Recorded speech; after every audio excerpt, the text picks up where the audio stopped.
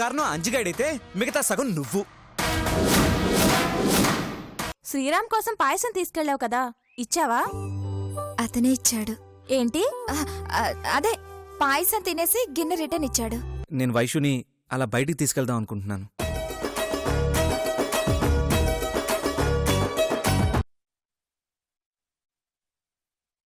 ఎందుకో తెలుసా? నువ్వు ఉండవు చాలు నాకు.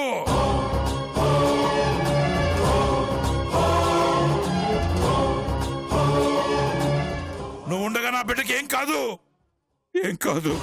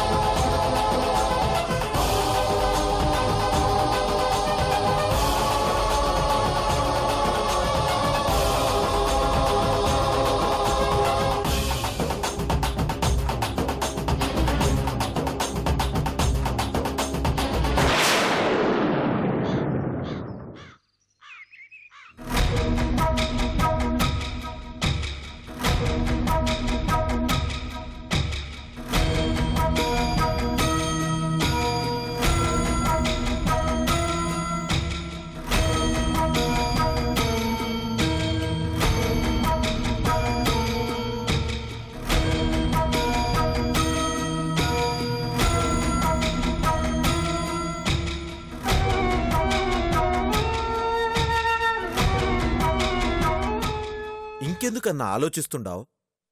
శ్రీరామ్ వైషుని ఇష్టపడుతున్నాడు అనడానికి ఇందాక మనం కల్లారా చూసిన సాక్ష్యం సాలదా?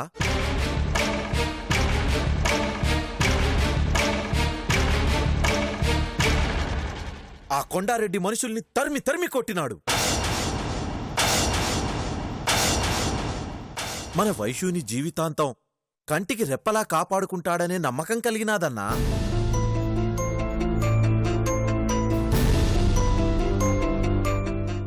నిజమేనండి, ఈ ఆలస్యం చేయడం అనవసరం. అబ్బాయి మనసులో వైషు ఉందని తెలిసిపోయింది కాబట్టి వెంటనే వెళ్ళి శ్రీరామ్తో పెళ్లి గురించి మాట్లాడడం మంచిదని నా అభిప్రాయం.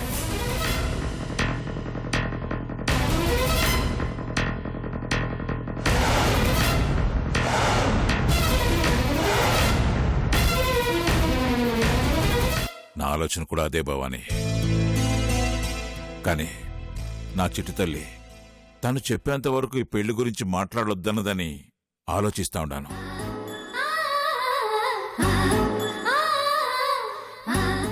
తను ఊమని ఒక్క మాట అంటే తాంబూలాలు మార్చుకోవడమే.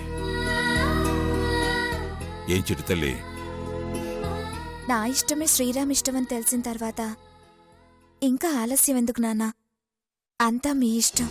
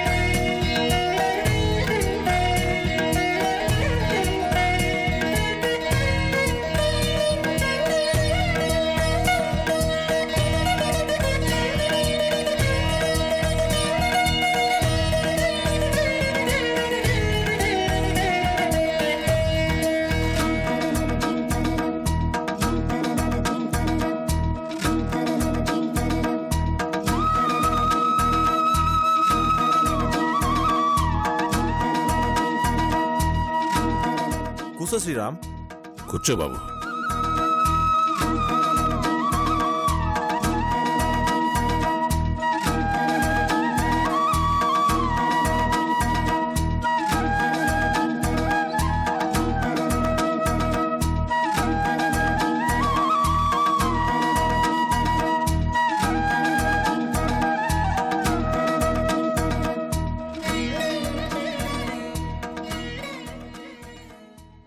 ఏంటండి ఇదంతా?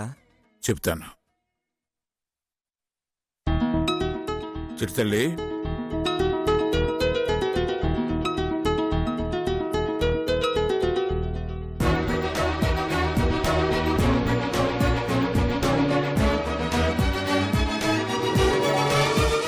చిన్నప్పటి నుంచి నా కూతుర్ని పంజరంలో చిలకలాగా పెంచాను. ఎగరడానికి రెక్కలున్నా, ఎగరాలన్న ఆలోచనున్నా ఆ పంజరం దాటి రాలేక, అందులో ఉండలేక నా చిరుతల్లి చిత్రవద అనిపించిన శ్రీరామ్.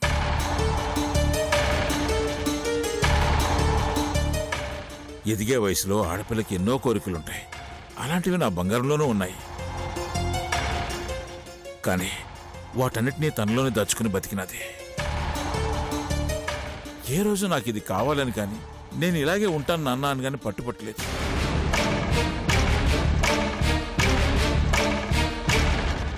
కారణం నా మీదున్న ప్రేమ, తండ్రంటే గౌరవం, కుటుంబం అంటే అభిమానం.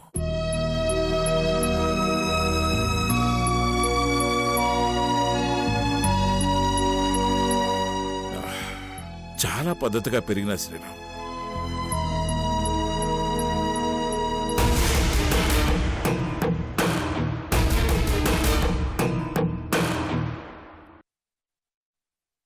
నేను వైష్ణవి తండ్రిని అని గర్వంగా చెప్పుకుంటాను. ఎందుకో తెలుసా?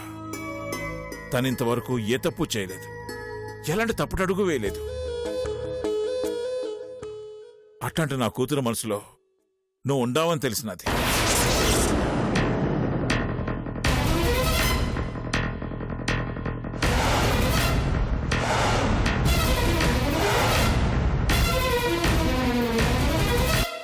ఎన్నేళ్లు నేనిచ్చిన దాంతో తృప్తిపడ్డ నా కూతురు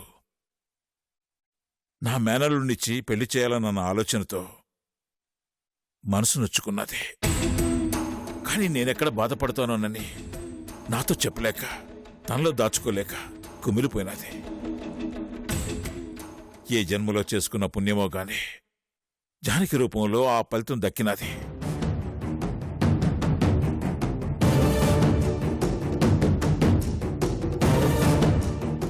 జానకి వచ్చి ధైర్యంగా నా చిటితల్లి నిన్ను ప్రేమిస్తున్న విషయం చెప్పకపోయుంటే ఈ పాటికి నా బంగారం తన మనసులో ఉన్న ప్రేమను చంపుకొని నా కోసం నా అల్లుడితో ఈ నిశ్చితార్థానికి ఒప్పుకోనుండేది. ఊరందరికీ న్యాయం చెప్పే పెద్దిరెడ్డి తన కూతురు జీవితానికి అన్యాయం చేసిన వాడుగా మిగిలిపోయి ఉండేవాడు. కానీ ఆ దేవుడు నా కూతురు ఆశించిన దాంట్లో న్యాయం ఉండదని తలచి నన్ను నిర్ణయం మార్చుకునేలా చేశాడు ఆ జానకి రూపంలో. నిశ్చితార్థం ఆగిన మరుసటి రోజే నిన్ను పెళ్లి గురించి అడుగుదామనుకున్నాను. కానీ అప్పటికి తన మనసులో మాత్రమే నువ్వు ఉండావని, నీ మనసులో తను ఉండదో లేదో నన్న అనుమానం తనకుండదని నా చిరుతల్లి చెప్పినది.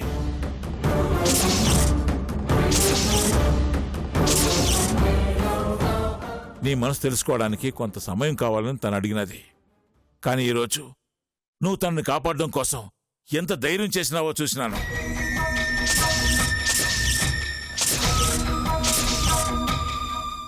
ఆనందంగా ఉండాలి శ్రీరామ్. నా కూతురు ప్రేమ నిజమని తెలిసినందుకు చాలా ఆనందంగా ఉండాలి.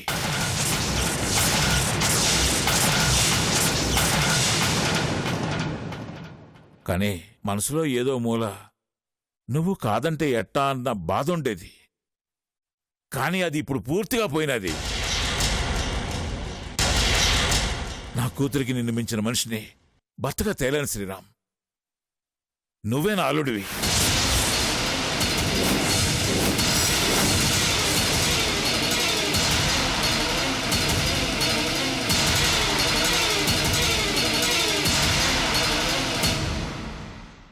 భవానీ,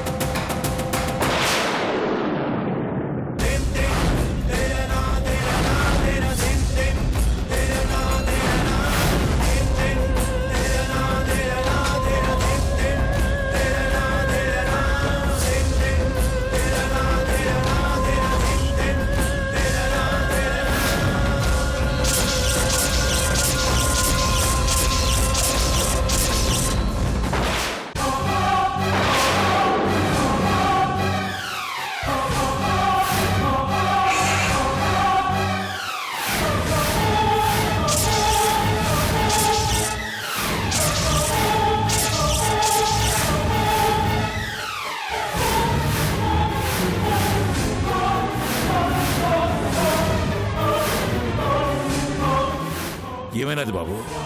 నచ్చలేదు. ఏమి నచ్చలేదు? ఏమీ నచ్చలేదు. మీరు నచ్చలేదు, మీ ఆలోచన నచ్చలేదు, మీ పద్ధతులు నచ్చలేదు, మీ కూతురైతే అస్సలు నచ్చలేదు.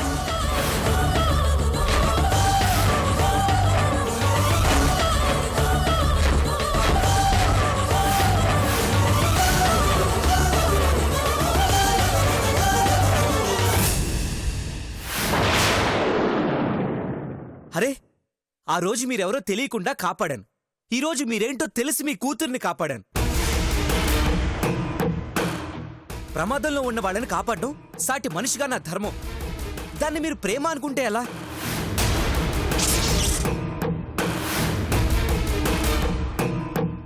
ఏం వైషు, నేను నీకెప్పుడైనా ఐ లవ్ యూ చెప్పానా?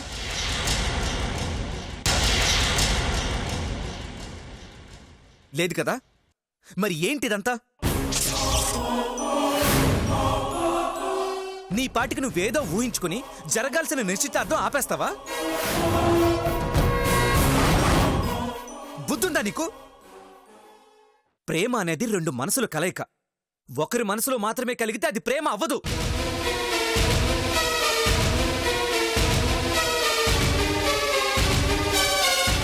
ఆ రోజు గుళ్ళో కొండారెడ్డి చెప్పినప్పటి నుంచి నా మనసులో లేదు. ఎలా మీకు నిజం తెలియజేయాలని నానా తంటాలు పడుతున్నాను. అందుకోసమే నిన్ను బయటికి తీసుకెళ్లాను.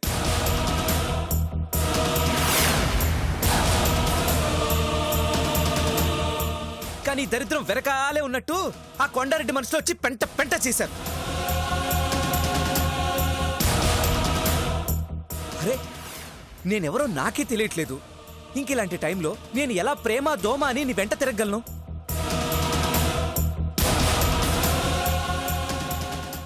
నాకు అనుమానం వచ్చినప్పటి నుంచి నీ ఓవర్ యాక్షన్తో చచ్చిపోతున్నాను.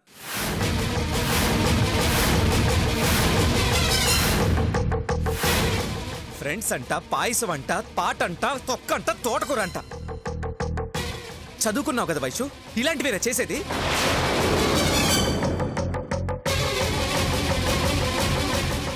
శ్రీరామ్, మాటలు జాగ్రత్తగా రానే. నువ్వు వయసుతో చనువుగా ఉండటం నేను చూశాను. బుకాయించమాక. ఉన్నాను, కానీ ఎందుకు? ఆ అంజీగాడు నా గతమేంటో చెప్తాడని. ఇదంతా మహానుభావుడు వల్లే జరిగింది.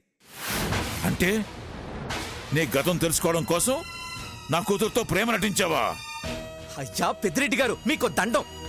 నేను క్లోజ్గా ఉన్నానంతే, ప్రేమ నటించలేదు. పిచ్చి పిచ్చిగా వాగమాక శ్రీరామ్. నువ్వు చనువుగా ఉన్నావేమో, కానీ దాన్ని నా కూతురు ప్రేమ అనుకుంది. ఇప్పుడు దాని మనసు ముక్కలు చేస్తావా? దానికి కారణం నేను కాదు, మీరు.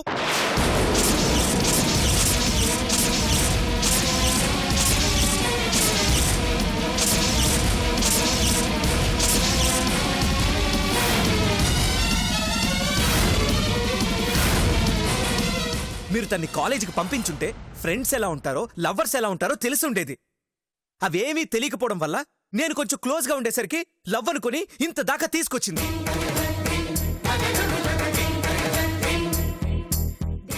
అరే, ఒకరు వస్తారు బట్టలు పెడతారు, ఇంకొకరు వస్తారు దిష్టి తీస్తారు, పక్క పక్క నిలబెట్టి పూజలు పునస్కారాలు చేస్తారు. ఏంటండి నాకు ఈ టెన్షన్స్?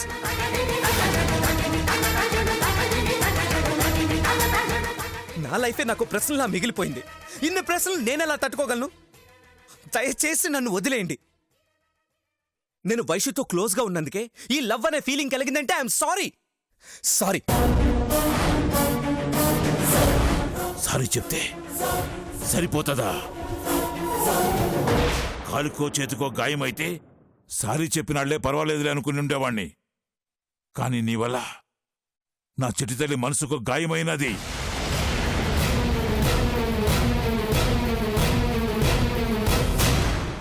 అది మందు మాకులతో మానే గాయం కాదది. మనం ఆడితేనే మాంతది.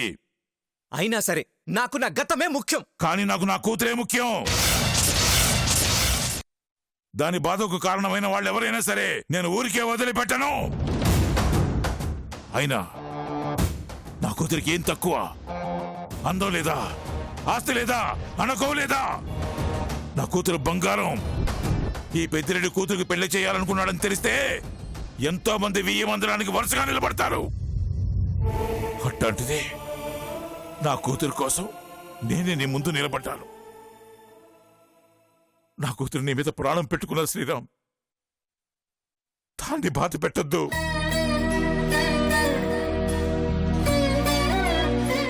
చూడండి, నేనెవరిని కావాలని బాధ పెట్టలేదు.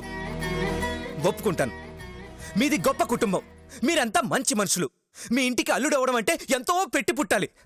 కానీ ఇద్దరు జీవితాంతం కలిసి బ్రతకడానికి కావాల్సింది ఇవి కావండి. వాళ్ళ మధ్య ప్రేమ ఉండాలి, ఒకరినొకరు కావాలనుకోవాలి, ఒకరు లేకపోతే ఇంకొకరు బ్రతకలేను అన్నట్టు ఉండాలి. నాకు వైశ్యం మీద ఏ ఒపీనియన్ లేదండి. ఎలా నన్ను పెళ్లి చేసుకోమంటారు? అలాంటప్పుడు ప్రేమగా ఉన్నట్టు ఎందుకు నటించావురా?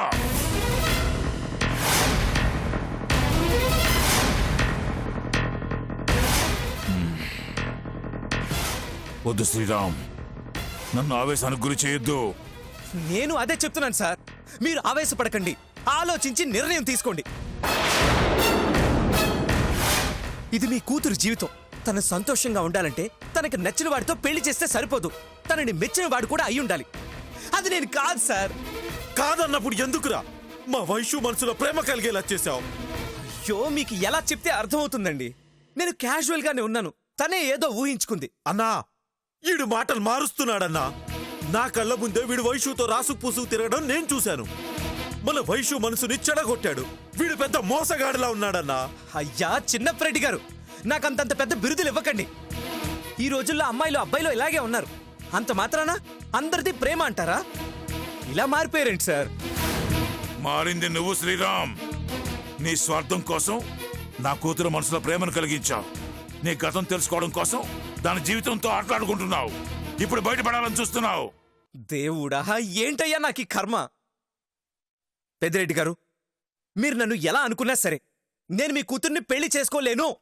అర్థం చేసుకోండి. వినవురా, నువ్వు మాటలతో చెప్తే వినవురా. నాన్న,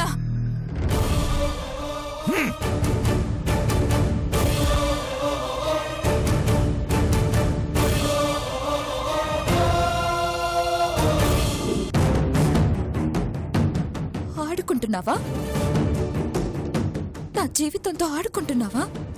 అమ్మ తల్లి, మీరే నన్ను ఆడుకుంటున్నారు. నాకు ఈ ఇల్లు ఒక గ్రౌండ్, నాకు నేనే ఒక ఫుట్బాల్ లా కనిపిస్తున్నాను.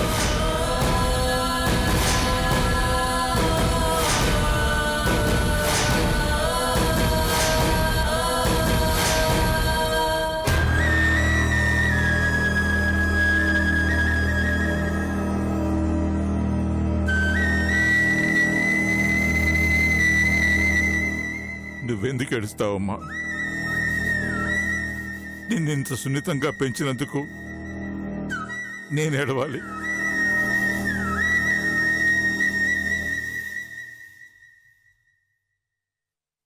భయంతో నిన్నింట్లోని కట్టిపడేసాను చూడు. అదమ్మా నేను చేసిన తప్పు.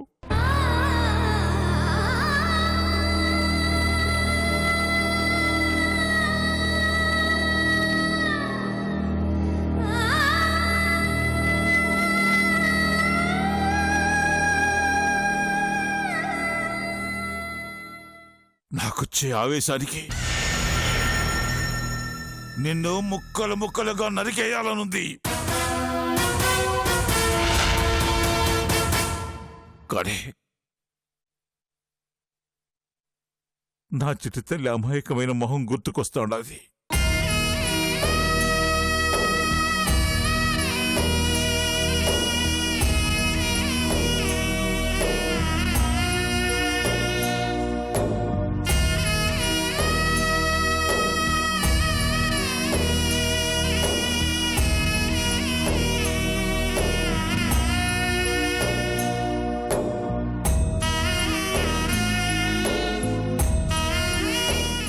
శ్రీరామ్, జరిగిపోయిందేదో జరిగిపోయినది. నా కూతురు కంట తడి పెడితే నా గుండె తట్టుకోలేదయ్యా. ఇన్నాళ్ళు నా మూర్ఖత్వం వల్ల అదెంతో నరకం అనుభవించినది.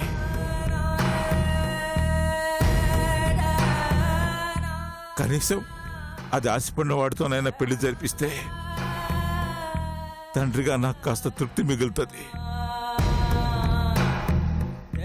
చేతులు జోడించి వేడుకుంటున్నాను.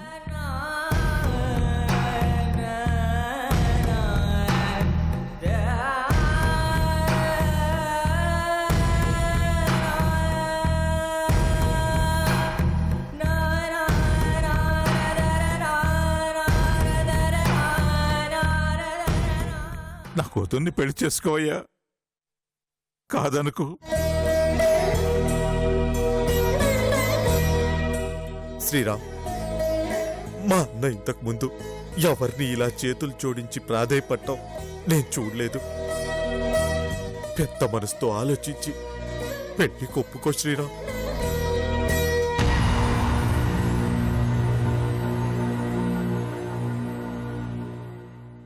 ఆలోచించు బాబు. మీ ఇద్దరికీ పెళ్లి చేస్తున్నామని ఊరందరికీ తెలిసిపోయింది. ఇప్పుడు అది జరగలేదంటే తలెత్తుకుని తిరగలేం.